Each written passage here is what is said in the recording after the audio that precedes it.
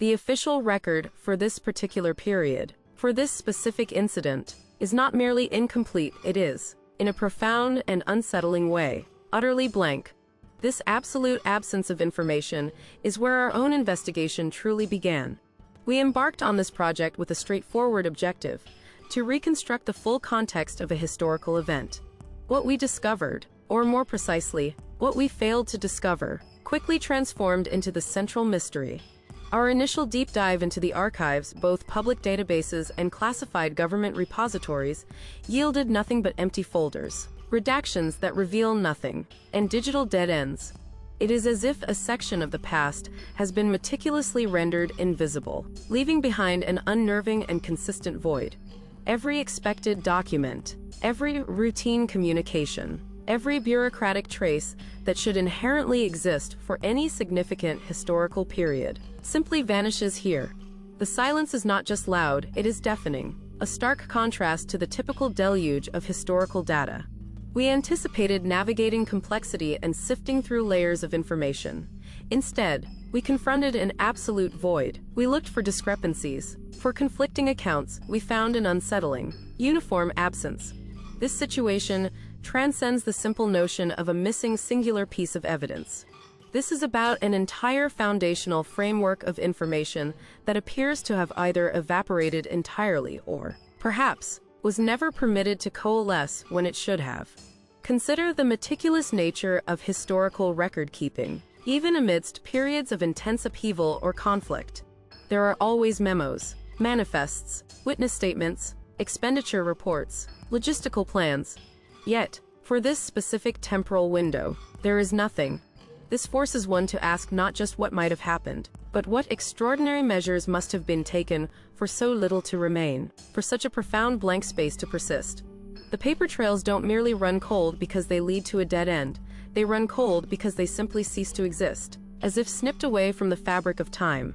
It's a phantom presence in the machinery of history, a silent testament to something that either disintegrated beyond recognition or was systematically removed with surgical precision. The deeper we dig, the more startling this absolute, unwavering absence becomes. The pattern we have meticulously observed is not one of fragmentation or selective omission, but a systemic void. This creates a peculiar contradiction: the undeniable existence of no information, perfectly preserved.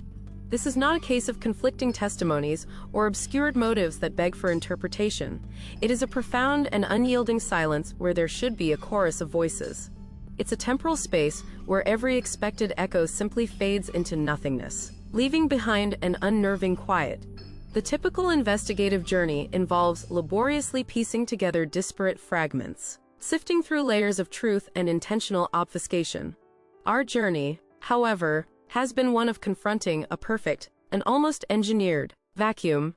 This absence itself becomes the most compelling evidence, strongly suggesting either a deliberate and comprehensive removal, or perhaps an event so utterly outside the accepted narrative that its very existence had to be entirely erased from collective consciousness, or prevented from ever being recorded in the first place. The implication is staggering: a historical period or event so sensitive, so fundamentally disruptive, that its very memory had to be scrubbed clean. The profound importance of this void cannot be overstated. When critical historical periods systematically lack any official documentation, it leaves not just historians, but entire societies vulnerable. It establishes a dangerous precedent where entire narratives can be unwritten, where significant events can simply vanish without a trace. This is not merely an academic curiosity. It speaks directly to the fragility of our understanding of the past and highlights the potent power dynamics that dictate what we are permitted to remember, or even to know. It compels us to ask, what crucial lessons are we forfeiting when the very records that should inform and guide us are rendered utterly invisible? The silence isn't merely a lack of data. It is a gaping, deliberate hole in our collective memory, an omission that continues to subtly shape the present in ways we can only begin to speculate upon. This was decades ago, and yet, the same pattern of chilling silence, of records that simply refuse to exist where they should, is happening right now, in different contexts, echoing this profound void across time.